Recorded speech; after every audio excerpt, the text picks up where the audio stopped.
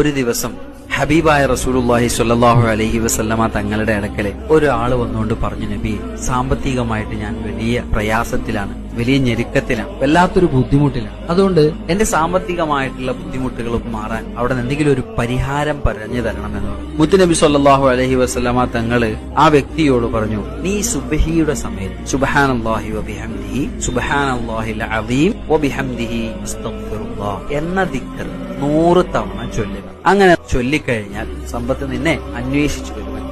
ഈ മനുഷ്യൻ തിരിച്ചുപോയി. അദ്ദേഹം കുറച്ച് നാളുകൾക്ക് ശേഷം ഈ ദിക്ർ വളരെ കൃത്യമായിട്ട് ചെയ്തു. അദ്ദേഹം തിരിച്ചു ഹബീബായ റസൂലുള്ളാഹി സ്വല്ലല്ലാഹു അലൈഹി വസല്ലമ തങ്ങളുടെ അടുക്കൽ വന്നുകൊണ്ട് പറഞ്ഞു, നബിയെ, അങ്ങ് പറഞ്ഞതുപോലെ ഞാൻ എല്ലാ ദിവസവും സുബഹിക്ക് ദിക്ർ ഞാൻ ചൊല്ലി. അത് ചൊല്ലി ഇപ്പൊ എന്റെ അവസ്ഥ എന്താന്ന് ചോദിച്ചു കഴിഞ്ഞാൽ എത്ര പണം ഇങ്ങനെ കുതിച്ചു വന്നിട്ട് ഇതെവിടെ കൊണ്ടുപോയി വെക്കണം എന്നറിയാത്ത അവസ്ഥയിലാണ് ഞാൻ.